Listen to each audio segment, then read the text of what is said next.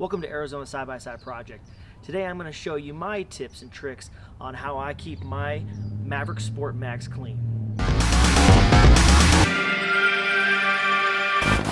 First things first, we need to get this thing rinsed up and get a base coat of water on it and try to knock off all the loose debris, and then we'll start with the soap after that. So let's get started.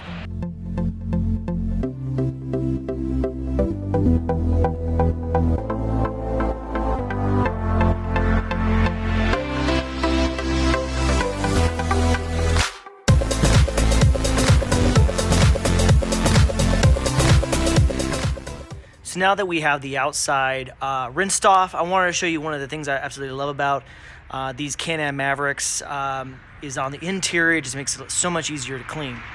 So I found that when I'm washing out this area here, I'll throw on the low pressure nozzle. It's a lot easier to get everything to come back. But what I have ended up doing is I end up taking these seats out. So you just pull up on the front, pop that bad boy out, and then you have full access to the bottom here just to get everything cleaned out, some soap put on it. It seems to really be a lot easier. Okay, so now that we have the inside washed down and the outside has been rinsed off as best as possible, we're gonna get to my favorite part, and that is using the foam cannon. So what we'll do first is we'll unscrew it, and then what I ended up doing here is just this Purex. I ended up doing about a quarter of it full of Purex.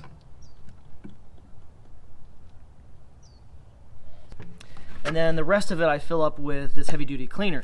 Now I've used some Simple Green before I switched over to this Purple Power. I really like the Simple Green. I think a little bit better, especially the heavy duty one with the purple label. It also smells a lot better.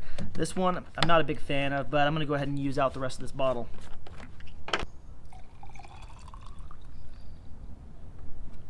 Go ahead and put this back on top. So as we use this, we can kind of control how much soap is going to go on the body. If we go all the way up, it's going to be a lot of foam, and it's going to go through this tank pretty quick. If you all the way back, obviously it's just going to be water. I found a pretty happy medium to be able to get through the entire ride with some leftover right in the middle, if not right under, just a little bit.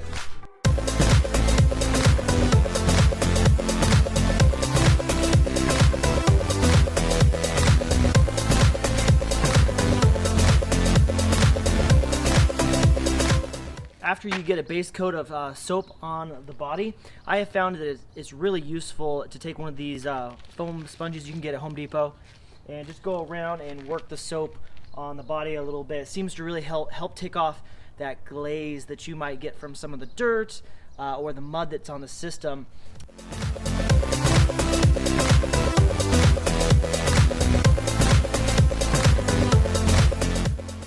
After we get done washing off the machine and getting it all clean, the next step we're going to do is we're going to put some of this hybrid ceramic wax on the car. I've been using this for a little while now and with great results.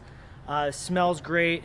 You can put this on when the machine is still wet and just kind of wipe it in, and it gives it a layer of protection, so next time you go to clean off the machine, it seems like things seem to fall off a little bit easier.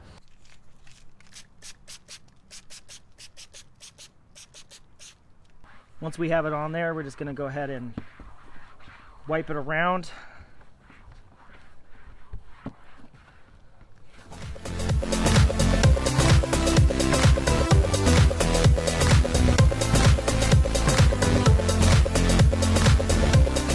But if there's an area, like I said, of the black plastic that's just not shining back up like you want it to, there's a couple products out there that you can use.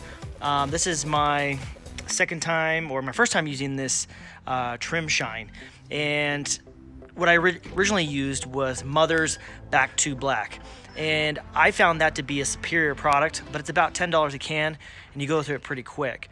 But compared to this stuff, Back to Black from Mother's is the way to go, hands down. When I apply this, it smells a little bit like WD-40, and I wouldn't be surprised if that was the case.